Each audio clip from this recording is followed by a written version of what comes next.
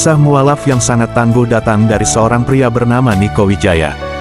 Dalam perjalanannya untuk menemukan Islam sebagai identitas, pria berusia 35 tahun ini melalui banyak sekali cobaan berat. Mulai disiksa teman sendiri hingga diusir dan tak diakui anak oleh kedua orang tuanya.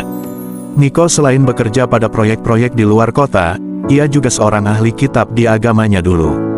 Dirinya mengaku mengalami keraguan selama perjalanannya memahami kitab agamanya dulu itu. Salah satu hal yang membuatnya ragu adalah tentang konsep ketuhanan yang dijelaskan pemuka agamanya. Ini ternyata berbeda dengan yang ada di kitabnya. Kebetulan yang namanya ahli kitab kan harus paham dulu. Dari situlah saya kemudian mulai menemukan kejanggalan yang ada di kitab, ujar Niko dalam tayangan di kanal YouTube Ngaji Cerdas. Atas keraguan yang didapat, ia menanyakan hal tersebut kepada sang pemuka agama. Bukannya mendapatkan kejelasan, Niko justru diminta untuk tidak banyak bertanya. Kata pemuka agama begini, kalau kamu beriman, enggak usah banyak tanya. Kalau kamu banyak tanya, itu artinya kamu belum beriman. Begitu penjelasan sang pemuka agama, cerita Niko. Akhirnya ia menggali sendiri lebih dalam tentang kitabnya dulu. Selama proses tersebut, Niko mengaku menemukan ayat-ayat yang dirasa janggal, dan justru menemukan yang bagus di Islam. Dirinya memberikan contoh tentang salah satu kejanggalan tersebut. Seperti sebuah surat di kitabnya dulu yang membahas tentang khitan. Namun dalam praktiknya tidak banyak yang melakukan hal tersebut.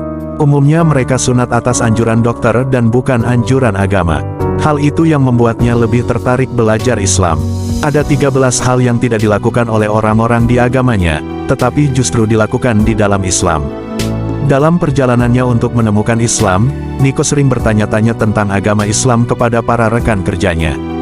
Dari situlah seorang teman memperkenalkannya dengan seorang tokoh Islam asal Madura yang tinggal di Singkawang. Satu-satunya yang bikin saya tambah yakin tentang Islam adalah surat Al-Ikhlas, ungkapnya. Niko mengenang dirinya ketika masih ada di bangku sekolah menengah atas SMA.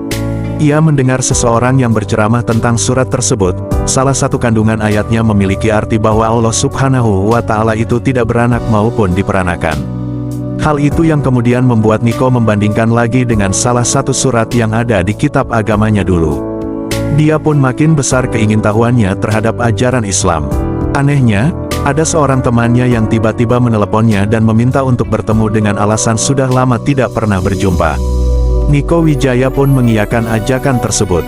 Di akhir perjumpaan, ia ditanya untuk ikut bersama kedua temannya yang beralasan ingin bertemu dengan salah seorang teman lainnya yang pernah satu rumah ibadah dengan mereka.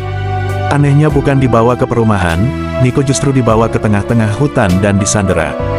Dirinya diinterogasi dengan berbagai pertanyaan, bahkan kedua tangan dan kakinya diikat dan dirinya disiksa secara fisik, dengan ancaman apakah masih ingin bertahan dengan agama terdahulunya atau tetap Islam.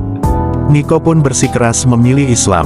Jawaban tersebut sontak membuat salah satu temannya itu makin emosi dan diambillah kapak. Ketika hendak mengenai kepalanya, tiba-tiba salah seorang temannya itu menahan tangan sang pemegang kapak dan memberitahukannya agar tidak perlu melakukan hal-hal semacam itu. Menurutnya jika Niko meninggal, permasalahan akan makin rumit dan panjang. Masih dengan pilihan yang sama, dan Niko masih memilih tekad bulatnya untuk masuk Islam. Diambillah sebuah asbak kaca oleh seorang temannya itu yang kemudian dibenturkan ke kepala Niko. Pada 2015, Niko memantapkan hati memberitahu kedua orang tuanya bahwa ia ingin menjadi seorang Muslim.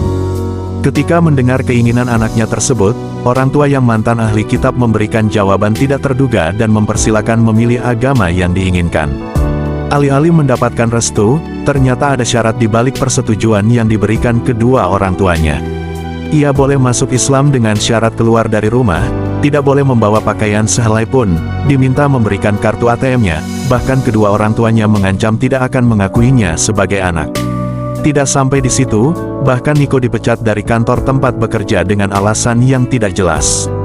Selama sebulan ia mengaku menjadi seorang tunawisma, namun tidak disangka-sangka bertemu dengan seorang petugas keamanan yang membantunya bisa pergi ke Bandung untuk menemui teman semasa di bangku sekolah dasar yang berkuliah di Universitas Pasundan bernama Anto.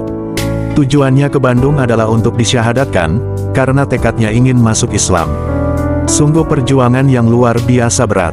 Setibanya di Bandung, Niko tidak langsung dipertemukan dengan Anto. Bahkan dirinya tidak memiliki tempat tinggal, dan memutuskan untuk tinggal di warnet di sekitar kawasan kampus dengan uang pas-pasan yang diberi oleh petugas keamanan yang ditemuinya di Jakarta. Dirinya sangat kebingungan dan terus berdoa kepada Allah Subhanahu wa Ta'ala. Doanya pun diijabah dengan dipertemukannya Niko dengan seorang teman yang berkuliah di Institut Teknologi Bandung. Dijelaskanlah tujuannya datang ke Bandung. Mendengar penjelasan Niko, akhirnya ia pun diajak datang ke ITB dan disyahadatkan pada tanggal 17 Maret tahun 2015. Di akhir video, Niko Wijaya berpesan kepada semua teman yang telah terlahir muslim untuk menjaga agamanya lebih baik, seperti belajar mengaji secara sungguh-sungguh dan tekun beribadah.